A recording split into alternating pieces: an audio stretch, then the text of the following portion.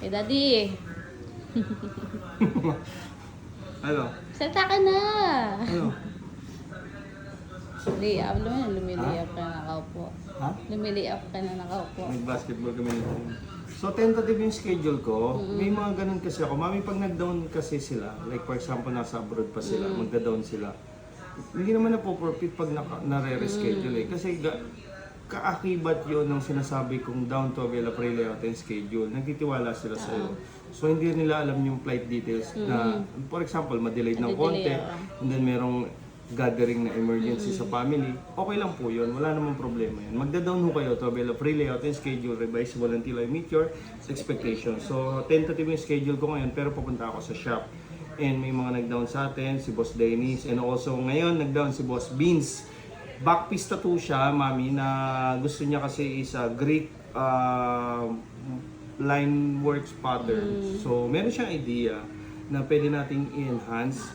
Revisable yun hanggat makuha natin yung gusto. Service naman yun sa QC around May 20 up onwards. It depends. Mag-down lang ho kayo, ayusin natin schedule. Naayos naman lahat eh. Wala namang problema. Kagaya nung backpiece. Kagaya nung ano mami, yung full sleeve na ginawa ko. Ang laki ng braso niya, pinost ko yan. So, by exceeding expectation, sabi ko kasi, always exceeding expectation. Tapos na kami. Pero sabi ko, boss, hindi pwede. Kailangan, natin yan. Lagyan natin dito. Tapos yung dito kasi, syempre, kailangan maayos. Hindi naman pag sinabing outer, dito lang. Meron kasi nagtatato na gano'n. Hindi ko naman sinasabing lahat. Pero dapat always exceeding expectations. So, may mga gawa ko na in progress din talaga. Pero hinanapan ko yan ng schedule talaga. Kagaya ngayon, mami, on the way ako sa shop, pwede kayo magpunta ron. Gawa natin ng layout, pwede rin kayo magpatato, we have a lot of artists. And, thank you Lord, lagi magpatuloy sa buhay. So, nakalive ako kanina, ngayon magla-live ako doon habang wala pang client. Pwede kayo magpa-pierce, tattoo, tattoo erasure, home service, at sundo, card tattoo. Wala na eh. Wala akong schedule, wala akong oras. Wala ka nila dahil Anong oras bigat mo? Maliit lang, erasure, piercing. Sa labas, naranasan ko yun, mami. Sa Laguna, hindi sila makapunta. Parking lot. Saka yung mga nag-ano ng police, alam mo yung masikip yung daan, sabay na punta tayo nun. Sobrang sikip ng daan. Ay, oo, sa ano? Parang mga saan nag-apply yun? sila ng police. Parang mga lower bikutan. Napaka yung Sikip, no? gabulbul na lang eh. Talagang buti na lang, sanay ako sa buhay na tubig. Naalala Kasama mo kasi pala. naiwan lang ako doon sa ano, di ba? Sikip-sikip nun, no? Grabe yung prosesong dinaanan natin sa buhay. No? Pwede naman tayo mag-promote ng sugal. Pwede naman kitang paliguan ng alahas. Pwede kitang paliguan ng magpo-promote ng tayo sugal. Ang tanong, masaya ka ba sa ganun?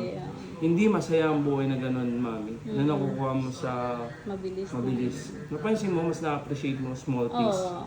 Tama. Parang papadasal ka, thank you Lord. Diba?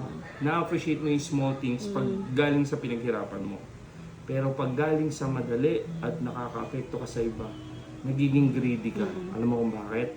Hindi na sumasapat yung nakukuha mo doon sa expectation mo. For example, mami, may nagsugal. 10% ka ron or 5%. Di ba mas gusto mo maraming nagsusugal para lalo kang kumita? Ano ba yan? Konti yung kinita ako ngayon. Sige nga, magpo-promote pa ako. Piling ko napasok ng yung blew up eh. Kasi nawawala ng kita yung mga matitino eh. Talaga nga. Para Totoo mag-promote naman sila. talaga eh. Hirap. Sobrang hirap. Ako wala na akong kinikita eh. Tattoo na lang talaga. Kaya sa mga nangihingi sa akin na yung ganyan. Anong gagawin ko? Wala nga akong tattoo, wala akong income eh. Kaya nga kahit gusto kong magpahinga ngayon, mami, pero banat pa rin. Bakit? Isigaw mo sa mundo kung ano yung offer mo. Nagtatattoo po ako and down to avail of free layout and schedule. Pag nag-down po kasi sila, automatic may inaasahan ka ng schedule. Pinagtatrabahoan mo na. Revisable until I meet your expectations. Para tinatrabaho natin yung magandang quality ng reference. Para pag tinato natin, mas na-enhance pa natin. Thank you Lord. And who's next?